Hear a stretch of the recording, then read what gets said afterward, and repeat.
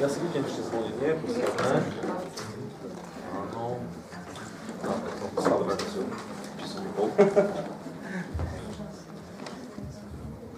Tak, dobrý podvečer všetkým. Haló. Dobre. A myslím, že môžeme začať. Ešte možno nejakí ľudia sa k nám pripoja, ale myslím, že už na nich nemusíme teraz dlhšie čakať. Andrej, poprosím ťa ešte možno, že obrazovku. Jak má nastavený ten šetrič? Nepodarilo sa, nevadí. Dobre, moje meno je Igor Kupec a budem vás prevádzať dnešným večerom, ktorý nesie taký trošku vzletný názov Ako zlepšiť východné Slovensko. A skôr, než sa dostaneme ku obsahu samotnej diskusie a povedzme, že k detailom, ktoré sa týkajú aj tejto témy, aj Sokratovho inštitútu, tak by som rád predstavil našich troch diskutujúcich hostí a hostky. Takže po vašej pravici je Andrej Klobušník, je to historik, angličtinár a učiteľ, ktorý pôsobil ako lektor v Postbellum. Momentálne je účastníkom programu Teach Next, to mluvím. No a vo svojom sokratovskom projekte pracoval na zlepšení výučby dejepisu na základných a stredných školách prostredníctvom zážitkového vzdelávania. Určite nám o tom potom povie viac.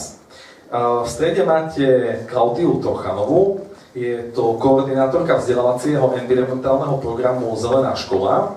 Okrem toho je to lektorka francúzskeho jazyka a tiež študentka súčasného ročníka Sokratovho inštitútu, cez ktorý realizuje svoj vlastný projekt.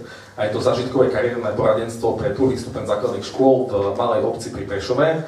Ešte sa opýtam, aký je názov tej obce? Nech to nezatajujeme. Je to Bajerov. Bajerov, tak možno niektorí poznáte.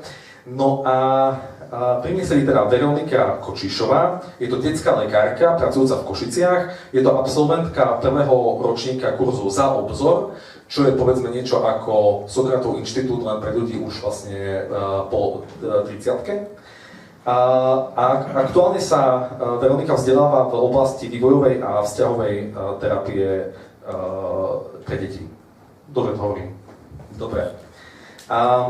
Dovolte mi možno na začiatku taký krátky úvod, pretože možno, že viacerí z vás ste postrehli, že teda túto diskusiu o tejto téme zastrešuje Sokratov inštitút, tak si možno, že povedzme, že čo to je a o čo ide. Ja to asi začnem, že úplne že vlastným nejakým príbehom, že prvýkrát, kedy ja som v Sokratovom inštitúte počul, bolo niekedy v roku povedzme 2015-16, keď ma tam volal nejaký môj kamoš z vysokej školy, a on mi to opisoval, no je to takéto komunitné vzdelávanie na Zajžovských lázoch. A ja som rovno povedal, že nie, že na takéto ako ezoterické nejaké sektáčiny, že ja nemám ako veľmi o toto záujem. Takže som to na začiatku zaramcoval takto, ale našťastie som sa veľmi mýlil ako vo svojom odhade, že aký typ vzdelávacej inštitúcie to je. Takže povedzme si teda, Sokratov inštitút je vlastne ročný vzdelávací program, ktorý vyhľadáva aktívnych mladých ľudí do 30 rokov, vzdeláva ich v rôznych témach, ktoré sú v súčasnosti potrebné a aktuálne, prepája ich v rámci celého Slovenska, motivuje ich k akcii a inšpiruje a zároveň sa snaží, povedzme, vytvárať spoločenských lídrov, ktorí vlastne raz môžu byť pre ostatných inšpiráciou. No a ešte, aby som pri tej vekovej kategórii, teda ešte raz to zopakujem, takže vlastne ten Sokrates sa delí na také dve sekcie, Sokratov inštitút teda do 30 rokov a potom kurz Za obzor, to je vlastne pre účastníkov nad 30 rokov. Ono to ináč kedysi bolo 33 a po našom ročníku to z nejakého dôvodu znižili, takže neviem. Dobre, nebudem potom úplne že pátrať. Takže okrem toho, čo som pravda, tak vlastne každý účastník tohto programu, ktorý je primárne vzdelávací, si musí vymyslieť vlastný projekt, ktorý má nejaký pozitívny dopad na spoločnosť. A na tomto projekte ten účastník Sokrata celý rok pracuje s tým, že lektori Sokratovho inštitútu mu poskytujú podporu a vzdelávanie. Takže na konci každého ročníka máte približne 20 šikovných mladých ľudí, ktorí teda sú odbornejší v mnohých témach, sú navzájom prepojení po celom Slovensku a zároveň vám tu vzniklo 20 realizovaných existujúcich projektov, ktoré to Slovensko naozaj menia k lepšiemu, pretože tie projekty sa naozaj týkajú že rôznych tém.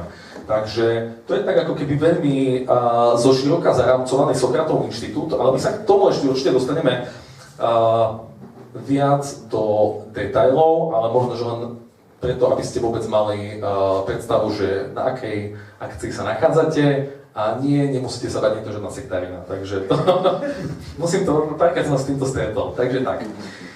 Dobre, ja by som teda poprosil našich hostí, nejaké základné informácie som vám povedal, ale rád by som vás poprosil, že by ste sa skúsili vy osobne tak stručne predstaviť. Povedzte nám o tom, že odkiaľ pochádzate, kde ste študovali, akým rôznym projektom sa v súčasnosti venujete. Tak Andrej, možno začneme u teba. No, takže ja som vlastne sa ku Sokratovi. Mám začať svojím príbehom do Sokratova, alebo najprv predstav o seba? Kľudne začni svojím vlastným príbehom, ak Sokratovi sa chronologicky dostaneš. Dobre.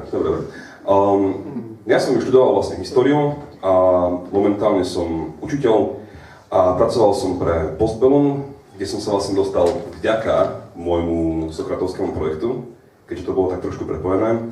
V Postbellum som pracoval ako lektor zážitkových workshopov pre základné stredné školy a potom som sa vlastne, plynule som prešiel do programu Teach, kde som teraz vlastne prvý rok, takže vlastne momentálne učím cez program Teach na základnej škole v Ždaní a som angličtinár a dejepisár budem, ale až keď povie súčasná dejepisárka do dôchodku. Nechcem mi to pustiť.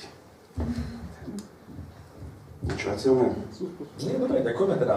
Klaudia, tak už by sa stručne predstavila teda.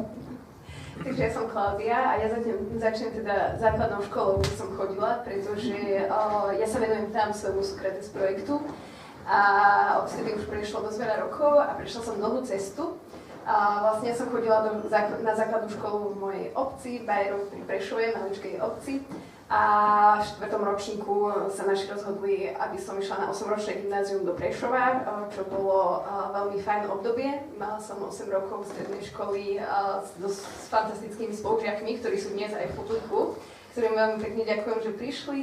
A mali sme fantastickú triednu. Potom sa vlastne stalo, že v 18. som vôbec netušila, kam mám ísť na vysokú školu, čo sa deje veľmi často ľuďom v 18. A rozhodla som sa odísť do zahraničia. Vlastne šla som do Francúzska, 2 roky som tam pracovala, 2 roky mi všetci hovorili, že už nikdy na vysokú školu nepôjdem.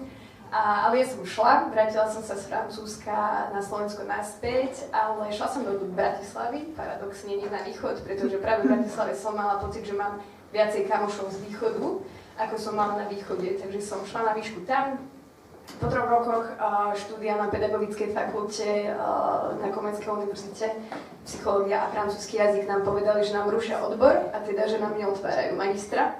Čo pre mňa znamenalo, že keď som chcela doštudovať, tak pre mňa to bol návrat naspäť do zahraničia, čiže do Francúzska, kde som sa vrátila a študovala som tam vzdelávanie o udržateľnom rozvoji. Čiže takéto niečo dlhé, takáto dlhá cesta a vlastne v tom mástrovi v 2. ročníku som začala písať diplomovku, lebo môj vedúci chcel vedieť, ako sme na tom s udržateľným rozvojom v mojej krajine. Na Slovensku, tak som si vybavila stáž na Zelenej škole, kde dnes pracujem a takto nejako som sa dostala aj ku Sokratovmu inštitútu, a cez ktorý realizujem teda môj projekt. Práve cieľ roka je tá základná škola v Bajerove, čiže takýmto nejakým veľkým oblúkom som sa dostala naspäť do svojej dediny a na základnú školu a som za to veľmi, veľmi vďačná a teším sa, že vám o tom dnes poviem viacej. Vďaka, že vlastne z Bajerova do Francúzska a späť, svetový príbeh. Dobre, kľudne sa môžem posunúť ďalej. Veronika, že by si sa ty takto stručne predstavila. Dobre, ja som Veronika a som sa narodila v severnej časti Slovenska, Starej Ľubovni. A potom, keď preskočím detstvo a tú rannú mladosť, tak som sa ocitla v Košiciach na medicíne, som ju vyštudovala a plynule som ostala pracovať na detskej klinike v Košiciach. Po atestácii som sa presunula do ambulantného sektora, kde som tak nejako intuitívne cítila, že to bude taká viac moja cesta v tej práci. A začala som sa možno v tej medicíne alebo v tom detskom lekárstve fokusovať na taký ten ranný vývoj detí. Trochu som sa šúchla okolo Centra včasnej intervencie tu v Košiciach, čo je taká nezisková organizácia, ktorá poskytuje starostlivosť deťom v takom ohrozenom vývine alebo rizikovom. A ešte viac som sa chcela ako keby mať taký celistvejší pohľad na toho detského pacienta, tak aktuálne sa vzdelávam v Žiline na takom kurze s pražským detským pedopsychiatrom a týka sa to terapie detí, ktoré v rannom vývine, v rannom detstve zažili nejaké ťažké traumy a vlastne potom je cesta, ako s takýmito deťmi pracovať. No a počas tých mojich rokov som natrafila na Sokratov inštitút, čo mi otvorilo úplne nové obzory, za čo som veľmi vďačná, že som sa z tej oblasti medicíny dokázala posunúť a možno vidieť ten svet v takej väčšej pestrosti. Tak asi tak. Super, ďakujem krásne. Takže toto sú naši traja diskutujúci. No, a ja by som teda pristúpil k našej hlavnej téme a my sme teda tú laťku nastavili celkom vysoko týmto názvom. Dobre, keďže téma tejto diskusie sa týka východného Slovenska a jeho problémov, tak chcel by som sa vás opýtať, že v čom vidíte tie problémy vy? Prečo sa vôbec musíme baviť na tému, ako zlepšiť východné Slovensku? Čo je tu podľa vás nefungujúce? Na čom treba pracovať a kde sú podľa vás tie najväčšie výzvy? Môžeme zase začať u Andreja, ak ste s takýmto postupom v pohode. Som s tým v pohode, ale ma potom stále napadne ešte ďalších milión vecí, keď počúvam odpoveď kolegyni. Otázka podľa mňa, ktorú sa pýtal ešte Baťa pred 100 rokmi a pýtame sa ju dodnes. Tú diaľnicu za Chebu do Mukačeva sa nepodarilo postaviť a dôsledkom toho čelíme vlastne doteraz. Takže tvoja prvá otázka by bola, že čo? Prečo sa vôbec musíme baviť na tému, ako zlepšiť východné Slovensku? Čo je tu zle, čo tu nefunguje? Prečo vôbec toto tematizovať? Kako sa teraz 100 rokov histórie mi preletelo pred očami. Tak postupne, prečo sa bavíme na túto tému? Úprimne, na túto otázku podľa mňa nedostanete odo mňa dnes žiadnu nezaujatú odpoveď, pretože ja som ťažký košický lokal patriot a myslím si, že hlavné problémy, všetky problémy, ktorým vlastne čelíme, tak plynú z toho, že naša krajina je malá, ale dlhá a naše hlavné mesto je presne na opačnom konci a je tam brutálna centralizácia, ktorá sa proste nedá zlomiť a preto vlastne je zvyšok krajiny dosť zanedbaný oproti hlavnému mestu, respektíve regiónu okolo hlavného mesta. Čiže preto sa o tom bavíme. Druhý nejaký faktor je ten, že takto to aj mnoho ľudí odtiaľ to vníma a často si myslia, že musia teda ísť na západ Slovenska, aby vôbec mohli mať nejaké živobytie, alebo aby mohli niečo dokázať, alebo možno by im to bolo, aby mali tú cestu ľahšiu a potom čelíme vlastne dosť odlivu akože talentov a mozgov, respektíve vôbec ľudí s nejakou vôľou niečo robiť a meniť vo svojom okolí. A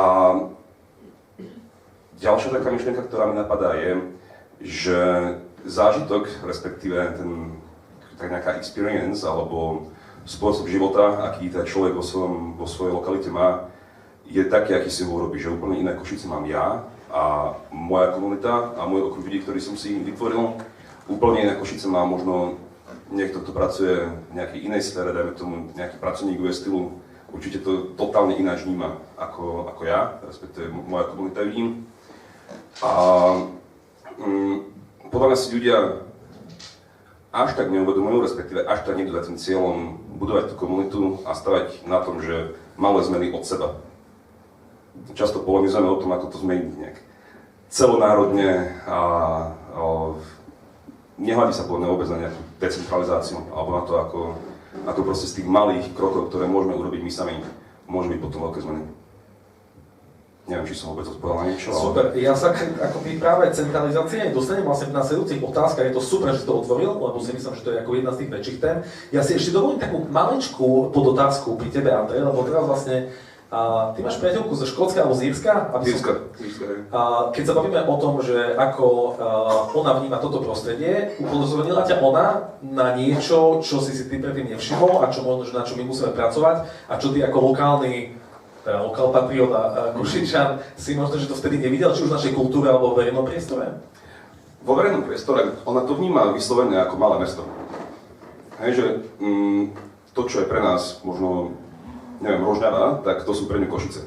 Ja teraz tým nemyslím vôbec nejak hanlivo, ale naozaj, že ten spôsob, respektíve tie možnosti vyžitia, ktoré pre mňa sú postačujúce, lebo som zvyknutý na nejakú túto úroveň a je mi to fajn, tak pre ňu je málo.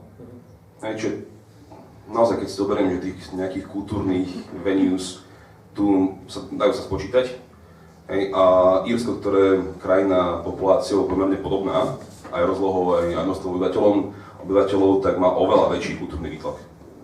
Jasne. Dobre, to je zaujímavé. Klaudia, takže ja zopakujem ešte raz otázku, možno, že len aby toto nezaniklo. Takže vlastne, prečo sa vôbec musíme baviť na tému, ako zlepšiť východné Slovensko a kde vidíš ty tie rezervy, alebo čo sa dá zlepšiť, na čo treba pracovať? Mne sa páčilo, že si trošku spomenul tú infraštruktúru, pretože asi 15 minút pred začiatkom mi volala kamoška, ktorá tu cestovala k nám zo Sabinova, aby sa prišla pozrieť na našu diskusiu a meškali vlak 60 minút. Povedali im, že prídu autobusy, ktoré vlastne stále neprišli, takže už je naspäť na ceste do Sabinova a nemohla tu prísť.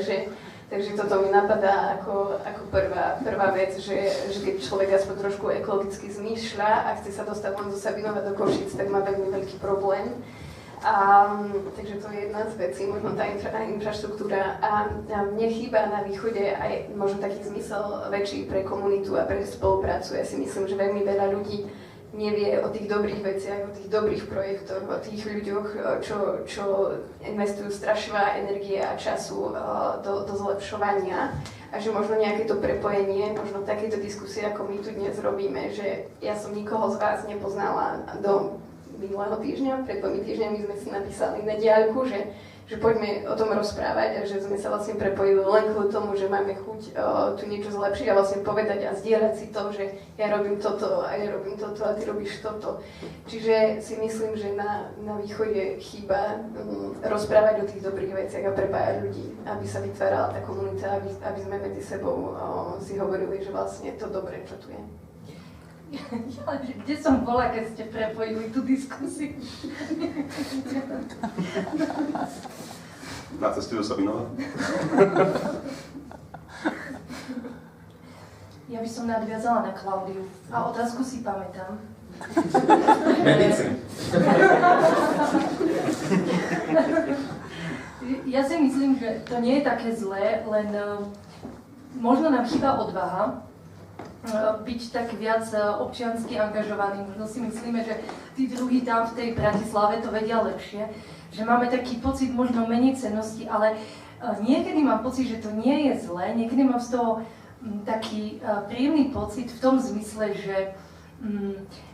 že na tom západe sa veľa hovorí, mudruje a tu sa veľa konkrétne robí, že som si vlastne zažila tú utečeneckú krízu a keď dorazili prví utečenci, tak moje sestry bývajú v Bratislave, tak sme si tak zdieľali tie skúsenosti, ako to žijeme a ja si pamätám, že strašne veľa ľudí v mojom okolí sa zmobilizovalo a šlo a zbierali ľudí, vyslovene ich zbierali z ulic a ubytovávali, ale nikde sa o tom nepísalo, že áno, sme veľmi konkrétni a malo sa o tom rozprávať. A tiež som zažila takú skúsenosť, že mi kamarátka píše, bolo 11 hodín, že počuj, že zachytila som takú výzvu na Facebooku, že dorazí vlak z Bratislavy, z Ukrajiny plný utečencov a budú asi prespávať na stanici tú noc, tie mami s deťmi a že potom prestupujú ďalej do ďalších krajín, na ďalšie vlaky. A moja kamarátka a ja bývame blízko, máme byty pri stanici, tak sme sa fakt vzali a išli sme na tú stanicu a vrátili sme sa s takými maloletými deťmi, ktoré sme ubytovali a potom sme ich aj dopravili na druhý deň na letisko. Že dialo sa veľmi veľa takýchto vecí, ale málo sa o tom vie. A preto nemám pocit, že to tu je také stratené, ale tak. A to, čo spomínaš, tiež sa na to budem trošku neskôr pýtať, je možno, že presne nejaké ako mediálne pokrytie toho východu. Vie to byť niekedy, viackrát som počul, že to vie byť pre ľudí frustrujúce v zmysle, že presne sa tu deje mnoho výborných vecí, ale vždy to tak akoby zanikne kvôli tomu, že tie reflektory vlastne tu nesvietia kvázi na tom meste, že sú koncentrované na západe. Dobre, ďakujem za vaše teda odpovede. No, ja by som sa chcel dostať, lebo asi nevynecháme tému odlivu mozgov. Tá je taká, že ak sa o tom východe bavíme, tak vlastne mnoho vecí tu pomenovať vieme, ale táto téma sa veľmi často objavuje v spojitosti s zvlášť východným Slovenskom. Aký váš názor na to, že môže niečo k tejto téme, môže niečo v tejto téme zlepšiť, že bežný občan, čo znamená, že máme tu úroveň, že vyslovene nejakú občiansku angažovanosť v téme odlivu mozgov z východu a možno čo by vás napadlo pri riešeniach, ktoré sú už na úrovni samosprávy alebo štátu, eventuálne, že či náhodou nepoznáte nejaký úspešný príklad zo zahraničia, že, pretože zase nie je to tak unikátna téma. A možno, že by sme sa mohli dotknúť aj vlastne vašich príbehov, ja k tomu tiež asi čo si poviem, pretože ja som tiež žil 8 rokov v Prahe, potom som sa vrátil na východ, ale zase nebolo to nič také idealistické z mojej strany, že nešiel som tu zachraňovať východné Slovensko pred, neviem, nejakým problémom, ale mám tu rodinu a je mi to dobre. Takže môžete možno aj tie vaše osobné skúsenosti s tým, že ak ste boli v zahraničí, prečo ste sa vrátili a Andrej? Tak ja som v zahraničí vlastne strávil väčšinu svojho štúdia. Dokopy som, bol som v Anglicku a v Ríme, dokopy vlastne 4,5 roka. A ja som sa vrátil tiež, akože nemám pocit, že by to teraz boli nejaké brutálne idealistické dôvody, že idem meniť krajinu, ale naozaj, že je mi tu dobré, mám tu nejaké zázemie a mám tu vôľu investovať keby svoj čas a svoju energiu na to, aby som budoval niečo tu, miesto toho, aby som kvázi pracoval pre niekoho iného alebo niekde inde. Čiže mi to dáva vlastne zmysel byť späť, kde vlastne je môj domov a kde tu cítim, že moja práca naozaj má dopad a naozaj ňou môžem niečo meniť a nie iba sebe prilepšiť. A téma odlivu mozgov, podľa mňa, čo môže individuál zmeniť, je v prvom rade svoj mindset. Že my stále žijeme ako keby v predstave, že sú 80. roky a že niekde proste je oveľa lepšie ako tu. A toto sa podľa mňa akože v poslednom čase niekoľkých 10 ročí dosť rozplýva a dosť sa ten akože životný štandard vyrovnáva medzi akože prvým svetom, povedzme vôbec, hej, že nemyslím si, že teraz odísť niekde napríklad že do Anglicka, tak tam bude mať 10 krát lepší život. Niektoré veci možno akože nejaký, neviem, možno platobný štandard, povedzme, je tam trošku lepší, hej, ale že celkovo tá kvalita života nebude nejak závratne lepšia. A to bol teda aj môj dôvod vlastne v konečnom dôsledku vrátiť sa, že zistil som, že nejaký akože zem zasľúbená nikde inde nečaká a môžem práve že zlepšovať to, čo je okolo mňa tu. A v zahraničí niekde ako imigrant by som proste túto moc nemal podľa mňa. A ako tomuto zamedziť? Podľa mňa je dobre si to vyskúšať. Ja by som všetkým študentom by som odporúčal, nech idú aspoň na ten Erasmus, ak nie na aspoň celú časť štúdia vlastne do zahraničia, poskúšať to a potom ich motivovať, aby prišli ten know-how investovať sem a neostať v zahraničí. No a teraz ako ich motivovať? Tak v prvom rade, no pochopiteľné pracovné príležitosti by bolo fajn, keby aj v tejto časti našej krajiny bolo ich viac, hej, ale ja čomu som čelil ako problémom, tak bol ten rozdiel medzi kvalitou štúdia, ale aj tým, že vlastne mi dosť často nechceli akože uznať môj diplom zo zahraničia a podobne, že s týmto som sa celkom stretával.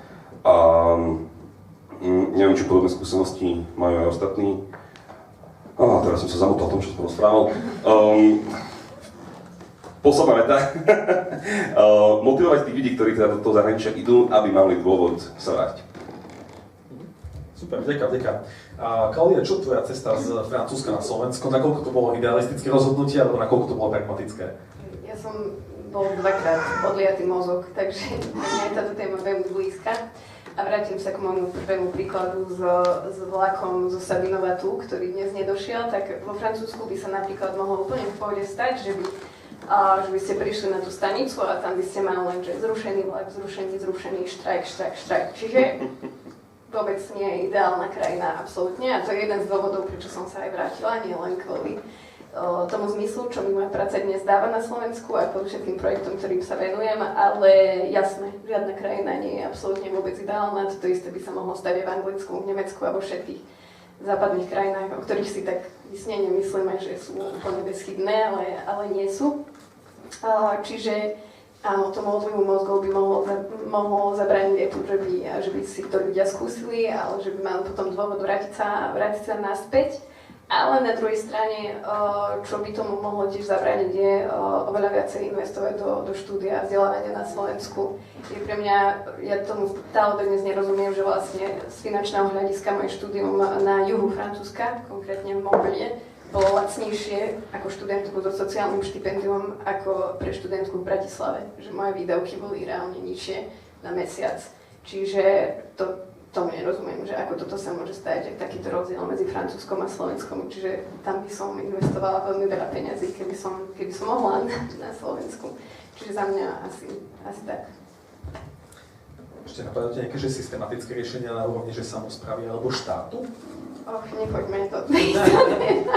Máme málo času na ostatné. Ďakujem. Nemám teraz nejaký. Dobre. Nebola si odliatý mozog zo Slovenska? Veľmi málo, ale vlastne v zásade nie. Tu ma ešte taký vtip napadol pri tých vlakoch. Práve keď som tu mal nejakých ľudí z Francúzska, tak som im vravel, že my máme vlastne tie pomalé vlaky na Slovensku zámerne, pretože my sme dosť malá krajina a teraz si to predstavte, že by sme to preleteli tým TGV 300 km za hodinu. A teraz, keď idete pomaly tým vlakom celé hodiny, tak máte pocit takého majestátu z tej krajiny, ako tie hory a bystriny a údolia a tak. A z človeka to ako naplňuje takou ako hrdosťou. A teraz, že my tu nemôžeme mať proste TGV, lebo to vlastne už možno teraz taká krehká národná hrdosť by vlastne utrpela hrozno. Takže nie, to len samozrejme vtip, ale aj konkrétne týka sa to práve Francúzov a týchto ich rýchlych a funkčných vlakov. Ktoré nemá kto šoferovať potom, lebo všetci štrajkujú. Áno. Dobre, ja by som sa vlastne chcel dostať práve k tej téme, ktorú Andrej už na začiatku naznačil. Takže my, ak sa bavíme o rozvoji východného Slovenska, tak jedna z vecí, ktorú v Košiciach ja osobne často počúvam, ale tak povedzte mi aj vy ako vaše skúsenosti, je sťažovanie sa na fakt obrovskú centralizáciu ako moci a kapitálu v Bratislave. A vzniká tam región, ktorý vlastne zvyšok Slovenska rýchlo uniká a navyše sú v ňom koncentrované všetky médiá, takže prakticky to znamená to, že často šikovný človek, ktorý sa na východe musí snažiť vlastne 10-krát viac, aby si jeho aktivitu médiá všimli, čo je vlastne pre mnohých ľudí trošku frustrujúce. Máte aj vy podobný pocit, čo sa týka možno aj tej koncentrácie a aj tých médií? Lebo možno aj keď porovnáme to Slovensko s presne tá geografia tej krajiny, teraz že máte Maďarsko s tou Budapešťou, ktorá je vlastne relatívne dosť v strede, Poľsko je na tom tiež dobre, Česko, no, čo by si k tomu Andrej povedal, čo môžeme my ako Slováci robiť s takouto ako obrovskou centralizáciou? Neviem, či teraz ešte vôbec niečo. Ja som akože tvrdého názoru, že hlavné mesto mala byť Banská Bystrica Zvolen, spojené do jedného. Pre mňa je Bratislava rakúske protiturecké opatrenie a na to narástla a potom tam vznikla prvá slovenská univerzita a už to proste išlo. A zvyšok proste bol žiaľ zanedbaný. A ja nemám akože systémový nápad, ako toto zmeniť.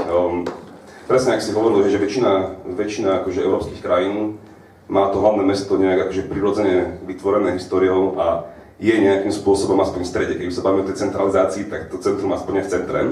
Hej, Paríž, Londýn, Madrid, Rím, Praha, Budapešť, fakt sú proste v strede tej krajiny. Nám to úplne že nevyšlo.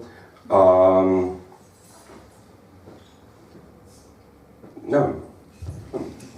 Fakt, akože, nemám akože názor na to, respektíve nepoznám žiadne fakty, ako by v takejto situácii mohla prebehnúť efektívna decentralizácia. A podľa teba tematizujeme to dosť na Slovensku ako niečo, čo vnímame ako problém, možno aj väčšina krajín? Absolútne nie. Ja si myslím, že všetci sú zmierení s tým, že žiješ v tzv. Diere, o ktorej sa ti ešte politici vyjadria, že tam nič nie je, sadneš na vlak. To máme aj na grafike, ináč hore, môžete si to všimnúť. Áno. Sadneš na vlak, jeden z tých 10, ktorý dnes horí, ideš do Bratislavy a už tam ostaneš, hej? A všetci sú s tým nejakým spôsobom, nie všetci, ale akože mám pocit, že to tak ľudia akceptujú, že to je v pohode. V pohode to nie je, a poviem, by sa o tom v prvom rade mohlo viacej rozprávať. Menej frflať. Menej frflať, áno, teraz frflám už 3 minúty. A mňa napríklad hnevá je to, že sa dosť bežne vyjadruje o tom, že áno, ľudia z regiónu, regióny. Všetko, čo nie je Bratislavský kraj, je región. A akceptujeme to, ešte to aj sami nejako príjmame, hej, že tam my sme východňari, my sme z regiónov, vybavená vec. Čiže tento mindset podľa mňa zmeniť ako prvú vec a potom možno niekomu múdrejšiemu ako ja aj napadne, ako na to reálne. Tak možno, že to môžeme nechať ako hodinú rukavicu pre ako sokratovský projekt. Decentralizuj Slovensku. Nie, tak možno, že vlastne aj teraz v Košiciach sa začína dosť hovoriť o redukcii mestských častí, tiež to trvalo, ja neviem, takmer 30 rokov, kým sa to ako keby vôbec stalo predmetom nejakého spoločenského diskurzu a musel vzniknúť nejaký tlak, takže, ale dobre. Klaudia? Poďme niečo robiť.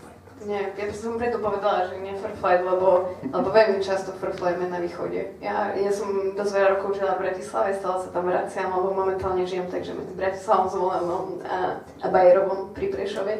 Tak mám teraz taký dobrý náhľad, že kde sa najviac frflaj a kde, akú energiu kde cítim a toto cítim najviac, ale a to je, zase sa vraciame k tomu istému, že to je škoda, že poďme niečo robiť. Poďme robiť tie projekty, poďme sa pýtať, čo robia naši kamoši, že nestačí len, že ja budem doma za tým počítačom a frflať na Bratislavu, že tam to žije a u nás to nežije. Ja som strašne stále sklamaná, ja som srdcom východniar, stále budem, ale nemám čo robiť v Prešove, keď tam som a to je strašná škoda a pritom viem, že tam je veľmi veľa ľudí, tak poďme sa prepájať, poďme o tom hovoriť. A čo sa týka médií, že si nevšímajú tak východ, tak ja mám práve že opačnú skúsenosť v tomto mojom malom projektiku, ktorému sa venujem práve cez Sokratov inštitút, o ktorom som si myslela, tak, že až budem ho robiť v Bajerove, že jednak, že akože moja srdcovka, že budem sa venovať tým deťom, ktoré sú tak, ako som bola ja kedysi a zrazu sme sa dostali do denníka N, dostali sme sa do Pravdy, kde sa o nás píše chvíľku, bude vonku článok a médiá si to všímajú, čiže treba skúšať, neviem, nefrflať, robiť, snažiť sa. Super, to je správa. Môžem to na sekundu k tomuto previazať, že mne sa napríklad tiež podarilo akože náš Daňo upriamiť aktuality a denník N a Bystriny a neviem čo, čisto cez ktoré som tam vytvoril žiackú kapelu. A tá lavina sociálnych sietí a komunity, ktorú som vytvoril aj vďaka Sokratovému inštitútu, dospela k tomu, že podarilo sa to zmedializovať, podarilo sa to vyzberať celkom slušné prachy, čisto cez crowdfunding a akože taká malá, veľká vec, veľmi lokálna, sa tiež celkom zadarila podobne ako teba.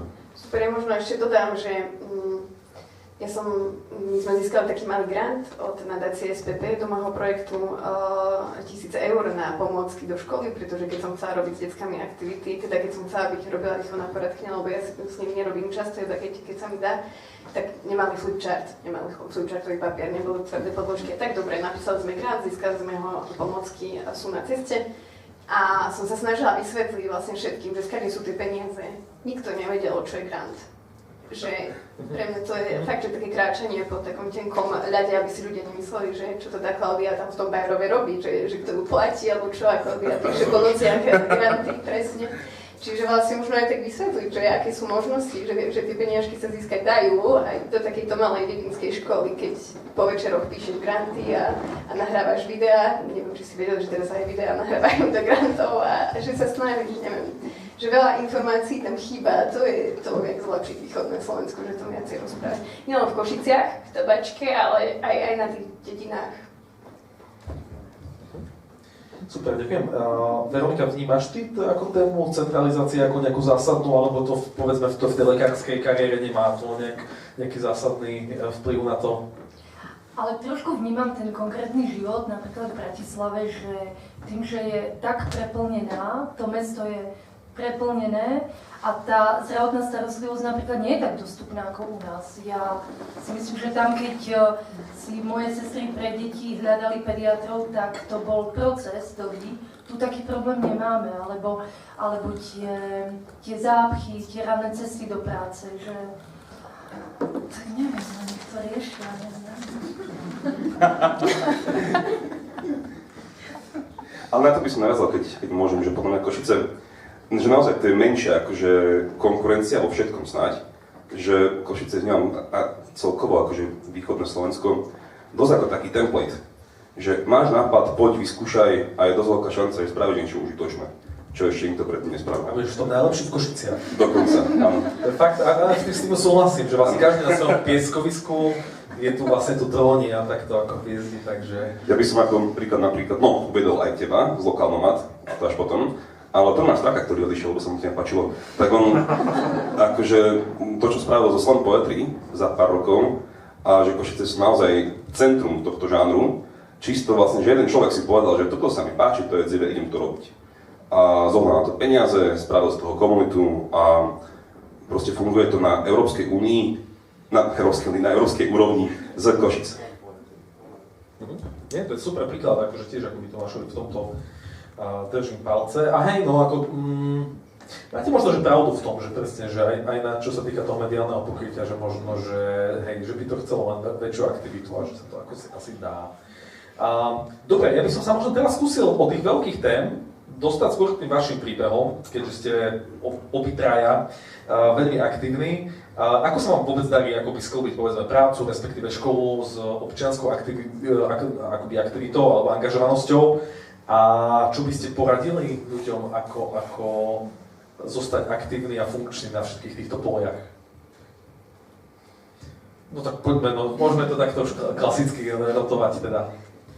Som asi najhorší človek, ktorý by mal odpovedať na tú otázku. Neviem, či sa mi darí, ale moja tajná finta je, že nezdržiavam sa rozmýšľaním. Iba všetko robím teda.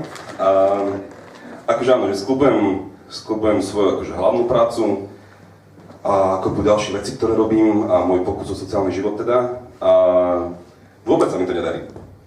Takže na otázky, že ako sa mi to darí, nedarí sa mi. A na akom fronte to akoby trpí najviac? Zdravotnom. Aha. Dobre. Áno, takže hľadú sa obete, tak myslím. Váš Claudia pozitívnejší príbeh? Ja sa preto spýtam, a ako je možné, keď sa ti tak nedarí, že pôsobíš tak pozitívne a optimisticky a s úsmevom na kolo? Bipolárna porucha? Nie, srandujem. Naplňa ma moja práca. Takže aj keď nemám možno vyžitie na iných frontoch, respektíve nie sú všetky moje potreby zaopatrené, tak naozaj vidím zmysel v mojej robote a teší ma to. No, spýtajte sa premotivovaných ľudí, ktorí organizujú vo voľnom čase, ktorí vlastne nemajú ešte takéto diskusie, že jak to zvládajú. Tak to presne zvládame, že toho času pre seba je veľmi málo, ale keď človek robí to, čo mu dáva zmysel, tak sa to stále nejako dá. Mne pomáha veľmi komunita Sokrata, Živice, kde aj pracujem. Čiže keď človek nájde to, čo ho baví, možno aj v práci, ale aj má okolo seba priateľov, rodinu, proste ľudí, čo ho podporia a keď nevládze, tak mu pripomenú, že halo, že choď si pospať, alebo tak to veľmi pomáha a vtedy sa to dá sklbiť. A potom samozrejme mať vášeň pre to, čo robíte, musí vám to dávať zmysel a hľadať. A pracovať s tým tak vedome, lebo tam sa veľmi takíto premotivovaní ľudia, čo sa tak veľmi angažujú a chcú zlepšovať východné Slovensko a všetko, tak potom veľmi často vyhoria, takže pracovať s tým, že taká možnosť tu je a snažiť sa tomu vyhnúť. Takže Andrej, oddychni si. Prosím ťa. Tak dajme teraz priestor vyjadriť sa doktorke.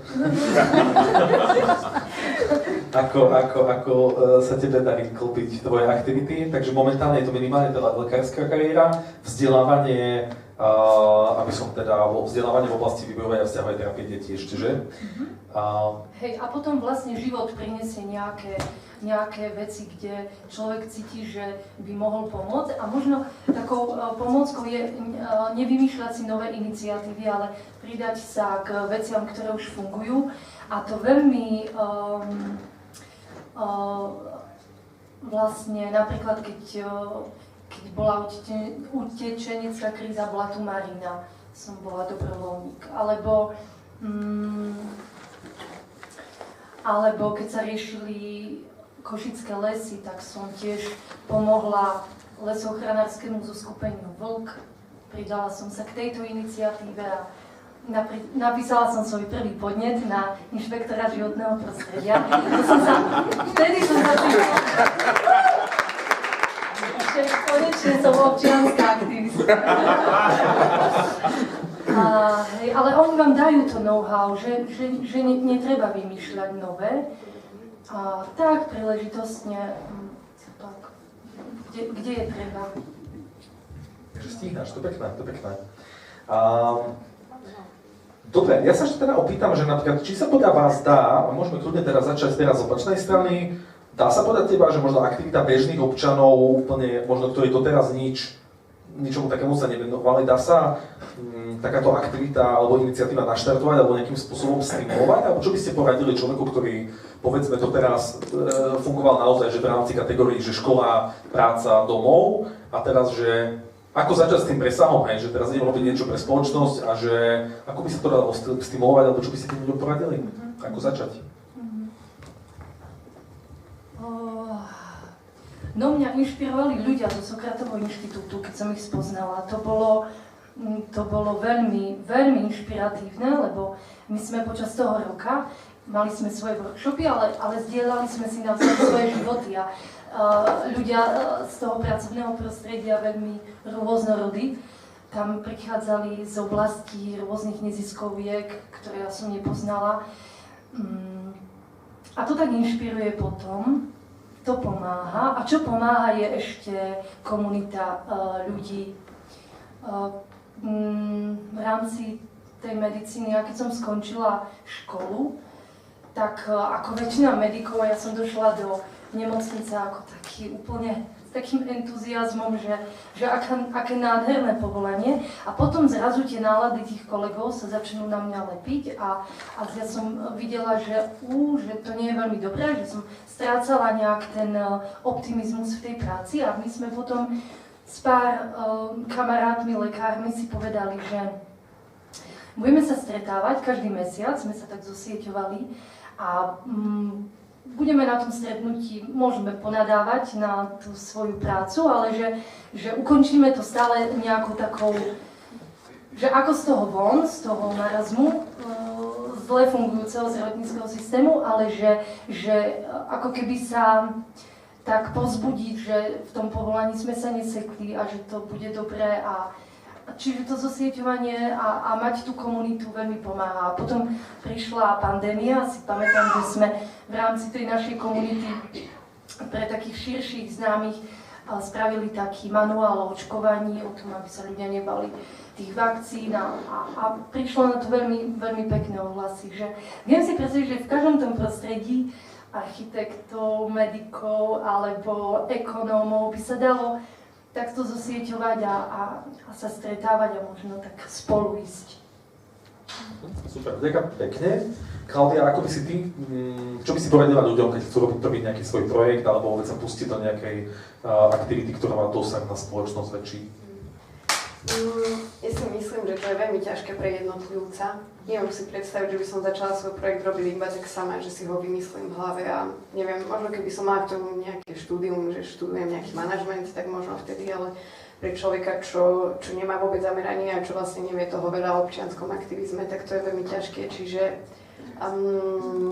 ten Sokratov inštitút mi v tomto veľmi pomohol. Ja som vlastne, dokiaľ som sa neprihlásila minulý rok o takomto čase na Sokrata, by mi ani vlastne nenapadlo robiť nejaký taký projekt. Ja som vlastne nikdy nerobila ani dobrovoľníctvo žiadne, že môj život bol fakt taký klasika, že kamoši, frajer, šport, veľa športu a tak, ale a vždy som mala taký pocit, že aj by som robila také dobrovoľníctvo, ale že netuším, že kde a ako, nikdy som na to nemala čas a zrazu som zistila, že toho času sa dá nájsť veľmi veľa na dobrovoľníctvo a že to má veľmi veľký prínos. Čiže som presvedčená, že na Slovensku je nie len Sokratov inštitút, kde sa dajú robiť tieto projekty a kde máte hlavne tú podporu, to znamená rôznych mentorov, mentorky, workshopy, koordinátorov, koordinátorky, komunitu, že vlastne skúsiť sa prihlásiť niekde alebo vyhľadávať tie informácie, pýtať sa ľudí okolo seba. Som presvedčená, že spolu to ide oveľa ľahšie, keď je tam tá podpora. Nevedela by som to nikdy spraviť sama. Takže obklúpiť sa ľuďmi, ktorí teda... Hľadať, lebo keď len budeme hovoriť, že vlastne neviem, že či niečo také tu je, ale nikdy sa vlastne nespýtam. To je, keď chcete vyhrať, nie? Ten milión sa tak hovorí, že pokiaľ si nekúpime ten lístok, tak ho nemôžeme vyhrať. Takže prihláste sa. A ty kde sa prihlásiť? Prosím? Kde sa prihlásiť? Hej, to zhrnieme vám na konci. To si robíme potom na konci teda. Andrej? Ja podobne odpoviem. Podľa mňa najdôležitejšie je networking. Že spoznávať tých ľudí, prepájať sa a zisťovať, aké sú možnosti. Na svojom príklade viem, že ja som fakt nebol nejak prirodzene ambiciózny človek. Že pre mňa bol úplne štandard, až dokým som neskončil vysokú školu, tak spadlo to, že škola, kamaráti, voľný čas. A nemal som pocit, že som sa nejako angažoval. A ja som mal akože zaujímavé skúsenosti, že mňa networkovali ľudia. Že niekto si povedal, že tento človek by sa mi na toto hodil, zavolali ma a ja som si povedal, že OK, skúsim. Tam som spoznal niekoho, ty si povedal, že tu by si sa mi hodil, tak poď a OK, skúsim. A ja som sa fakt týmto štýlom dostal do Sokratovho inštitútu, kde ma zavolali. Ja som potom nevedel, dokým niekto nepovedal fakt, že hodil by sa do Sokratovho inštitútu. Dobre, idem. Potom nikdy by mi nenapadlo, že budem pracovať pre Postbellum, dokým mi jedna kamoška mi povedala, že by som sa perfektne hodil na tú pozíciu, že OK, skúsim, dostal som sa tam, robím tam, hej. Takto cez Sokrata som sa potom dozvedel o Teach, kde som teraz. Čiže úplne taká, akože lavina networku a toto sa mi deje v živote akože už 8 rokov, hej. A to som iba na východnom Slovensku. Takže... Ja som tiež skonvertoval na turistického sprievodcu pre lokálnom. Presne tak. A toto zase, táto lavina vznikla tak, že Domča Nazarová ma zavolala do OZK Unčo, kde som spoznal Janka Galika, ten ma zoznal s tebou a som tu. Takže takýmto štýlom fakt tie prepojenia sú strašne super a nemusíš vlastne ty nič aktívne spraviť preto, aby z toho bol nejaký úžitok. No nie, že nič, ale podujať sa na to, ale že nie je to až také ťažké, že nemusíš teraz strašne dlhé hodiny tráviť vyhľadávaním, ale naozaj všade je niekto, kto niečo robí a ty sa môžeš iba pripojiť. Super, ďakujem. Ja by som k tomu možno pridal aj svoju skúsenosť, už keď máme reklamné okienko. nie, ale napríklad ja som to mal tak, že pre mňa to napríklad nebola zásadná téma ani že robiť projekt. Akože ja som bol dosť taký samorást, aj som sa niekde videl akoby v tomto aj vynájsť, aj som možno seba mal nejaké skúsenosti, ale tým, že ja som sa vlastne vrátil z Prahy po 8 rokoch, prišiel som do Košíc, tie Košice povedzme za tie 2-3 roky, aj keď to bolo moje domáce mesto, tak som tak znovu objavil a vytvoril si tie spojenia. Ale vlastne zvyšok Slovenska pre mňa bol úplnou záhadou, čo znamená, že ja som tu ako keby, že nemal kamošov ani len, že v Prešove, to možné, že Nitra, Trnava, Bratislava, že vôbec. A pre mňa bola toto najväčšia inšpirácia, že vlastne my sme tu fakt, že celá krajina ako jedno, ako keby stredne veľké azijské mesto a mi to prišlo ako by hrozne škoda, že človek žije že totálne lokálne a neprepojený a v tomto mi to strašne pomohlo, takže ako keby ja som zase mal tú skúsenosť trošku zase z iného ohu. Dobre, ja by som možno že dal teraz priestor aj na divácké otázky, ak nejaké máte. A možno sa len tak informačne opýtam, že koľko je tu, lebo takto aj pri Sokratovom inštitúte, ako som vravel, že delí sa to teda na tie dve sekcie, Sokratov inštitút a kurz za obzor. Obec majú teda svoje nejaké špecifika, len čisto informačne, že vlastne z nášho publika, koľko je tu, že do 30 rokov a koľko je teda do 30, môžete zdvihnúť? OK, tak to je tak 50-50 asi. Dobre. Nad 30 je tí, čo nezdvihli ruku, takže to len ako... OK. Ak sú akékoľvek otázky z publika smerom teda, či už na niektorého z našich hostí skrz jeho kariéru alebo projekt, alebo na samotný Sokratov inštitút, tak teraz je čas sa pýtať. Máme vzadu, no ja to už rovno zoberiem aj tak, že sa prejdem.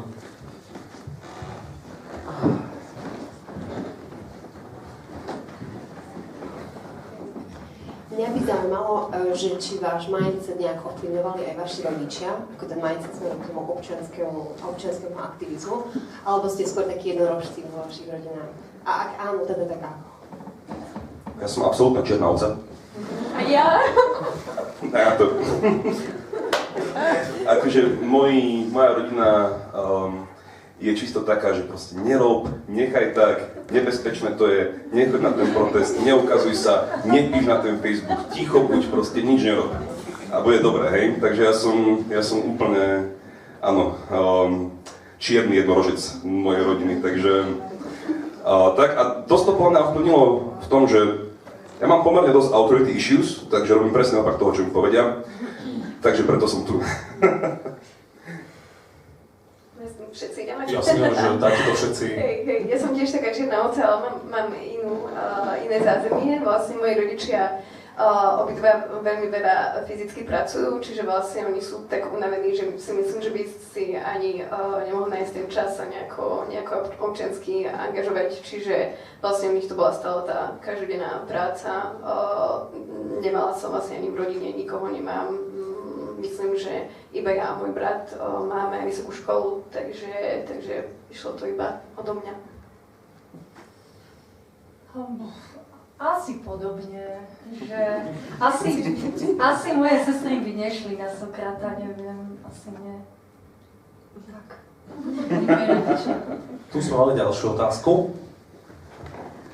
Trocha som pomikoval, lebo som nepochopil presne, že čo vyplýva z vašich jednotlivých aktivít, jaký je tam ten proste dosah na tú komunitu, jak je tá komunita motivovaná niečom, lebo ak som celkom nepochopil, o jakú konkrétnu činnosť ide, o to, že pre pár detí, že založím nejaký spevácky alebo hudobnícky či aký kružok, tak majú po obede, kde chodiť, no takže dobre, ale pre širšiu komunitu. Ale nie je to asi ďalšia otázka. Dobre, kľudne začnite teda, áno, možno, že by sme sa viac dostali k vašim projektom, ktoré ste robili, čo znamená, že vlastne Klaudia a Andrej. Takže mám začať.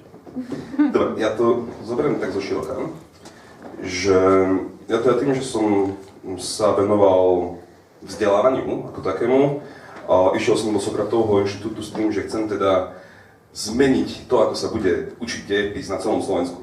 Potom mi veľmi rýchlo došlo to, že ja to nezmením, ale môžem napríklad zmeniť to, ako sa bude učiť dejepis na pár školách.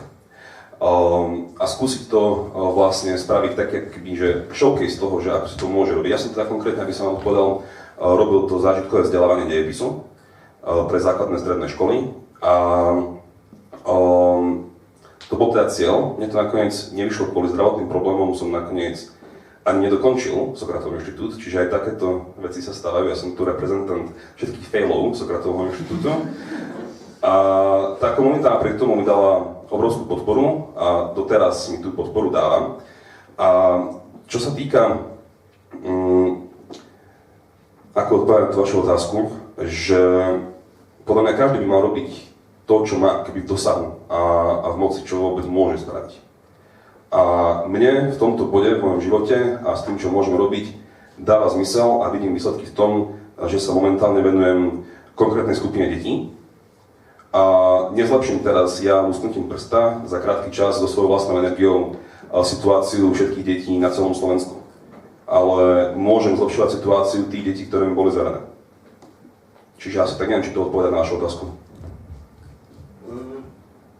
Rozumiem tvojej filozofii, ale mne sa skôr jedná, keď sa tu hovorí o networkingu a neviem čom všetkom, takže ako z toho by niečo malo vyplývať. Tie médiá boli spomenuté, Dostaneme sa k tým projektom, ja ešte vymenujem také akoby možno aj sériu projektov, ktoré vyslovene pri Sokratovi sa realizovali. Poďme ešte tento, Klaudia, možno projekt, teda ty predstav svoj projekt, ja porozprávam o svojom projekte a možno, že môžeme si dať ešte potom také predstavenie akoby galérie rôznych vecí, ktoré za posledných 10 rokov, to bolo, že naozaj nemôžno, že takmer 200 projektov snať, že aké sa realizovali. Takže dostaneme sa k tomu a ďakujeme, lebo áno, niekedy človek si uletí do abstraktnejších tém, tak poďme teraz k tým vlastne najkonkrétnejším. Takže ďakujeme za túto pripomienku. Takže ja sa venujem v tom mojom projekte 2. stupňu základnej školy v dedine, odkiaľ pochádzam, kde sú stále moji rodičia, kde sa teda pravidelne tento rok vraciam. No a myšlienka začať sa deckám z toho 2. stupňa venovať viacej, čo sa týka kariérového poradenstva zážitkovou formou, vznikla vlastne tak, že som si dovolila stretnutie s riaditeľom školy, učiteľom a výchovnou poradkyňou a minulý rok v júni sme takto sa rozprávali o tom, že no teda čo tým vašim deckám najviac chýba, že aké sú teda problémy a tak. A vyplynulo nám z toho, že deti to vôbec nebaví, zazvonia, idú domov, sú stále na mobiloch, nech sa snažíme, ako sa snažíme, proste, že záujem je žiadny. Potom som sa snažila tak viacej napojiť na tú komunitu, keďže ja som tam 6 rokov vlastne nežila, takže s kamarátkou zo škôlky, z mojej škôlky ešte, ktorá stále v Bejrove žije, tak mi povedala Klaudia, tak teda stredko v krčme, lebo na dedine to tak chodí, tak sme boli v krčme, kde bolo asi polovice dediny. A tam to bolo také milé, lebo ja som tam prišla teda s notebookom a s poznámkami, takže hneď si nás všetci všimli a takí kamoši, že sme sa poznali, tak sa hneď pýtali, že čo vy tu teda robíte? A my chystáme taký projekt. Že pre koho? Že pre základnú školu, že pre deti. A sme sedeli traja a ten kamoš povedal, nemáš deti, prečo to robíš? A ja, že presne pre toto, že to je to, že si neuvedomujú vlastne ľudia, že možno aj nevidia, že majú základnú školu v tej dedine. Čiže takto to nejako vzniklo a s tou výchovnou poradkyňou nám prišlo to kariérové poradenstvo také veľmi hravé, zaujímavé, že by možno mohlo tie decká nejako pritiahnuť. A celé to je na dobrovoľnej báze. Zostávajú vlastne na pravidelných stredkách stredy na 6 hodine, aj keď majú 5 hodín a stále na to chodí okolo 20 detí, ktoré by mohli byť už vtedy doma. A tam sa vlastne vytvára priestor na to, že sa hovorí o silných, slabých stránkach, o tom, čo radi robia, čo radi nerobia. A je to veľmi silné, keď stojíte vlastne prvýkrát v tej triede a z 20 detí vám vedia povedať dve, čo radi robia. Čiže asi tam by som hovorila o tom dopade na tú komunitu, že vlastne teraz nám projekt beží pol roka a už začínajú teda vedieť, povedať na prvú otázku, že čo rád robí, že čo fakt radi robia. No a teda pokračujeme návštevami stredných škôl, bavíme sa o rôznych profesiách, robia sa tam rôzne mimoriadne akcie. Prepájam ľudí z komunity, čiže živých ľudí z Bajrova a z okolitých obcí, keďže je to spádová základná škola, aby prišli za deckami im hovoriť o svojich profesiách, čiže sme tam mali policajtov, učiteľky, starostov, starostky a tak ďalej, ľudí z komunity, ktorí dobrovoľne prišli. Čiže niečo, čo by sa možno nikdy nestalo, že na takej dedine. Čiže asi takýto dopad má. Snažím sa fakt, že zahrnúť čo najviac ľudí, aby vedeli, že tá základná škola tam je, že sa treba zaujímať o tie decká práve preto, aby si vedeli vybrať strednú školu a aby im dalo zmysel potom zostať. Za mňa asi toľko. Dobre, ja by som ešte vymenoval teda nejaké Sokratové projekty, ktoré sa realizovali. Ja som to mal konkrétne zamerané práve na ľudí, ktorí sa buď vrátili zo zahraničia do Košic po štúdiu, alebo to boli ľudia, ktorí sa do Košic prisťahovali. S tým, že vlastne ja som vychádzal z vlastnej skúsenosti, čo znamená, že keď som sa vrátil do Košic, do svojho rodného mesta, tak prvé 2 roky to bolo také, že dosť ťažký návrat, že kým si presne človek nájde nejaké prepojenia v tom meste, ľudí, miesta, tak 2 roky mi trvalo vlastne, kým som sa v vlastnom meste udomácnil. Takže ja som robil, že pravidelné stretnutia pre ľudí práve tejto kategórie, ktorí sa teda jednak mohli navzájom spoznať, a zároveň som robil prehliadky mesta pre nich a zároveň som komunikoval so samosprávou, čo by samospráva mohla robiť práve pre ľudí a možno, že vysokoškolákov, ktorí sa vrátili zo zahraničia, aby ich motivovali teda tu zostať. A potom, čo by som ešte uviedol iné projekty, ja neviem.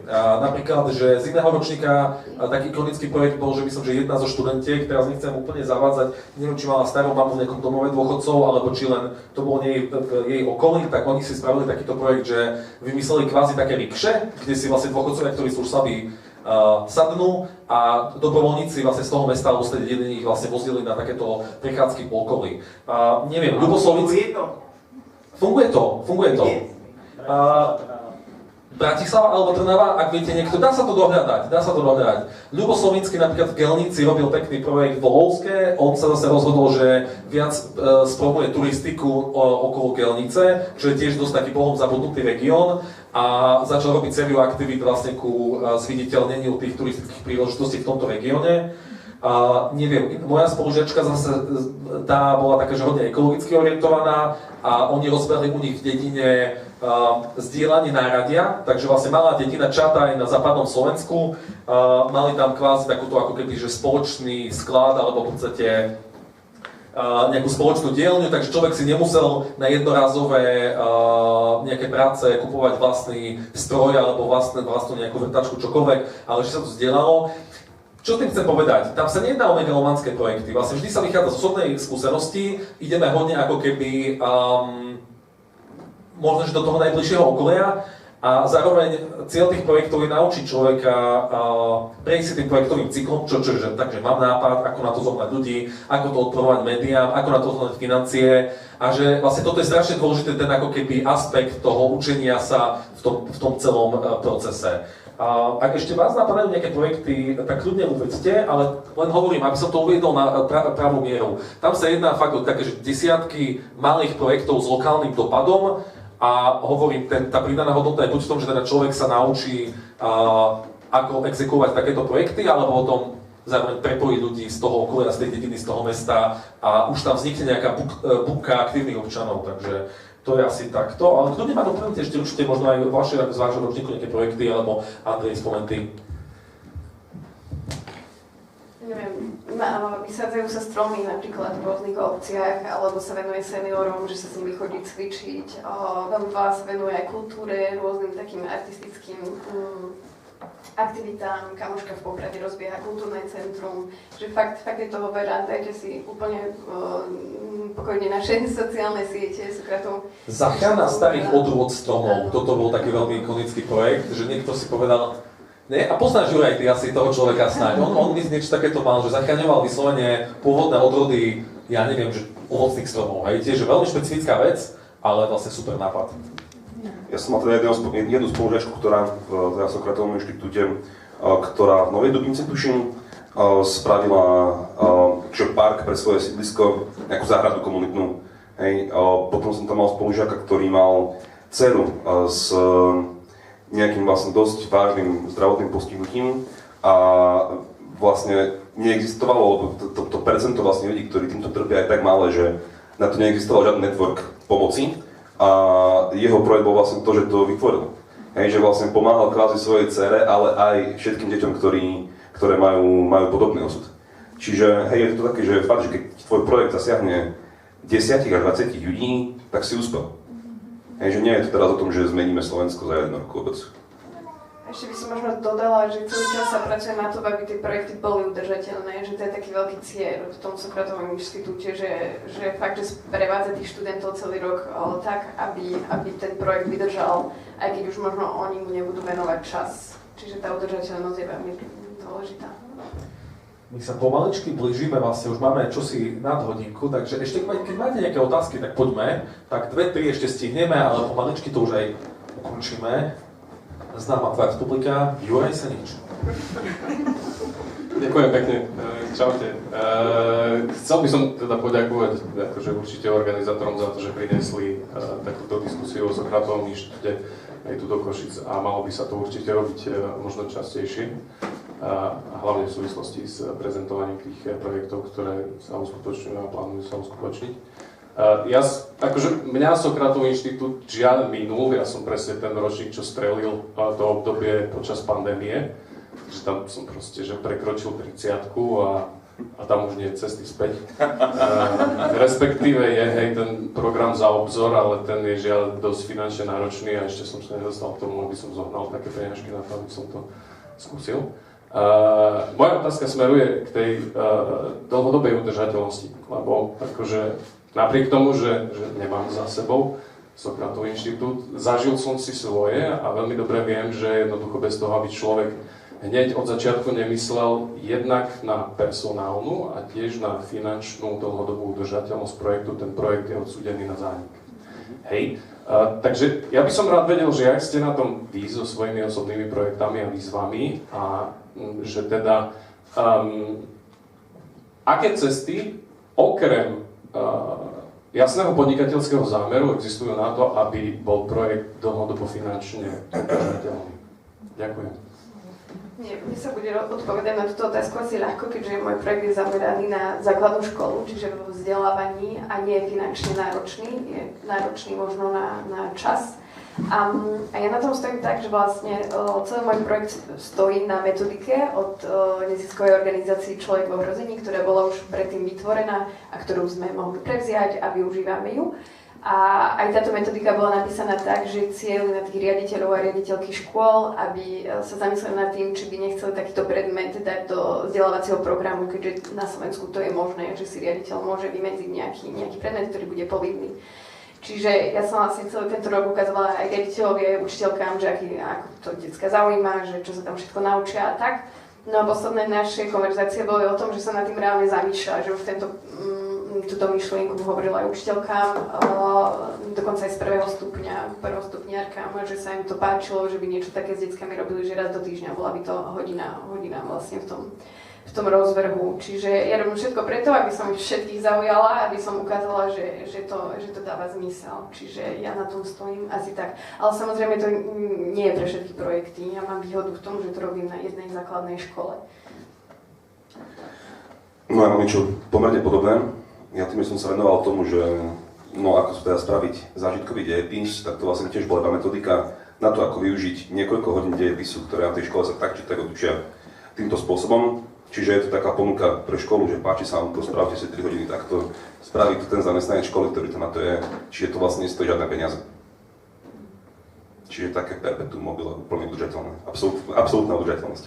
Urob si sám.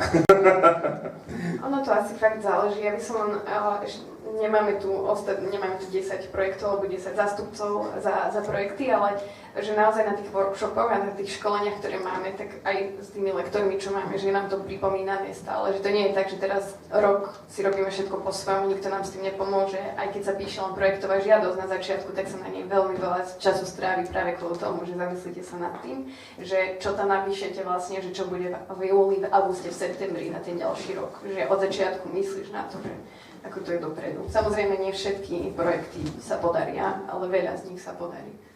U nás to bolo tiež rôzne, môj projekt fungoval približne rok, ale tak ako ja som hovoril na začiatku, že moja primárna motivácia bola hlavne ten networking a spoznať ľudí zo Slovenska, ale takýchto akoby projektov s nejakým spoločenským prínosom ja ešte mám paralelne pár, takže zase nebolo to také, že tu na niečo akoby zažiarilo a zhaslo, že neviem, iniciatíva Pod nad dvor, proste ďalšie aktivity vlastne máme takto ako dobrovoľnícke, takže tak. Dobre, ja by som ešte možno, že jednu vec teba poprosil, Veronika, že lebo hovorím, tak ako Juraj, že vlastne už je to človek, ktorý že je nad 30, tak vlastne, že by si možno predstavila zo svojej skúsenosti ešte ten kurz za obzor, čo to obnáša, aký je rozdiel oproti klasickému Sokratovi a aká je tvoja skúsenosť z neho.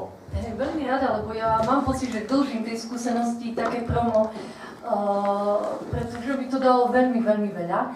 Áno, je to pre pracujúcich ľudí, čiže hej, no to už si to vyžaduje nejaké financie, ktoré človek do toho investuje a veľmi, veľmi to odporúčam. Myslím, že sa dá prihlásiť, alebo bude spustené prihlásenie na jar ďalšieho ročníka. Ja som bola úplne prvý ročník a prebieha to formou workshopu, tak ako váš ročný kurz, ale ten náš je zameraný ani nie tak na občiansku zaangažovanosť, ale na osobnostný rozvoj. Témy tých workshopov boli typu komunikácia v konflikte, práca s mocou, vyhorenie, čo bolo veľmi užitočné čo je veľmi užitočné v práci. Ja som počas toho roka, pamätám, na podnet tých workshopov a tých lektorov veľmi zvažovala, že či mám na to zmeniť prácu a chcieť niečo lepšie, čo ma bude viac uspokojovať, a potom som aj prácu zmenila. Toto vidím ako veľmi taký fajn plod toho Sokratovho inštitútu. Ale ešte cennejšia skúsenosť pre mňa bola tá prepojenosť s tými študentami, čo tam došli, každý z nejakého svojho prostredia, svojej práce a veľmi, veľmi inšpiratívni ľudia. A myslím si, že aj vďaka tomu som potom mala odvahu fakt zaklopať na to CVIčko tu v Košiciach a pýtať sa o nejaké dobrovoľníctvo. Ja som dovtedy také veci nerobila. A tie priateľstvá, ktoré tam vznikli, vlastne sú to 2 roky, veľmi živo trvajú dodnes, len práve minulý týždeň sme si spolu nejakí študenti vyšli skialpovať na zbojnícku chatu do Tatier a stala sa to taká tradícia nášho spolužiaka z Bratislavy. A potom sa môže stať aj to, čo sa stalo mne, že tým, že sa tam stretnú ľudia nejak mentálne a hodnotovo blízky, tak nejaké kamarátstva sa prehlbujú, až prerastú.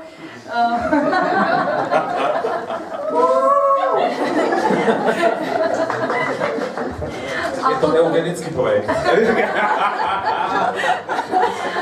je Láska ide cez žalúdok, je tam úžasná kuchyňa zaježovská. Potom som tie recepty a tie kuchárky distribuovala po celej mojej rodine a dodnes varím z toho rada tie bezmesité jedlá a zeleninky a tak. Ja by som ešte do tej rovnice možno dodal to, že keď tiež sa bavíme o nejakom prome, tak vlastne celé sa to odohráva na zaježovských hlázoch, čo znamená, že to je úplný koniec sveta. Ťažko tam chytiť signál, je to v podstate fakt uprostred ničoho, je tam čo, no sú tam 2-3 budovy, sauna a je to naozaj také, že akoby možno, že len to vypadnutie z mesta do tej prírody je také ako keby zážitok sám. A je to uprostred, je to pri Zvolene, hej, takže nemusia sa všetci východňári trepať do Bratislavy. Výnimočne. Áno, to veľké ďakujem, to patrí za to. Ja by som možno už len dodala, že to tak vyznieva teraz ako taká jedna veľká bublina, čo aj je, ten Sokratový no, ale je to super pre ľudí, že tam ideš tak načerpať presne do tej Zaježovej, že lebo aj ja napríklad v mojom projekte to vôbec nerobím pre ľudí z bubliny, takto naladených absolútne vôbec. Práve o tom by mali byť asi tie projekty ísť ďalej, aj na tom východe. Vlastne to nestačí, keď sme tu rovnako naladení ľudia, super angažovaní a že zostaneme si tu medzi sebou robiť projekty. Proste treba ísť hlavne najmä medzi tých ľudí, čo nie sú tak naladení a v tej Zaježovej načerpať a medzi tými ľuďmi načerpať a potom ísť do tej reality. Takže možno toto na záver. Super, ďakujem krásne, Klaudia. Tak ja by som to už pomaly uzavrel. Ak ešte máte akékoľvek nejaké otázky, tak my tu ešte budeme sa takto podnevierať chvíľku. Čo sa týka prihlásenia sa na Sokratov inštitút, tak vlastne všetko na webe Sokratov inštitút nájdete. Tu si myslím, že 29. februára. 29. februára, takže čas sa kráti. Takže dúfajme, že to bolo teda inšpiratívne pre vás. A my sme neboli ako takto dohodnutí, že teraz každý takto pozitívne o tom bude hovoriť, ale niečo na tom evidentne je, lebo v podstate mám pocit, Igor nám poslal oslu. Usmievajte sa. Nie, takže len toľko hovorím, že...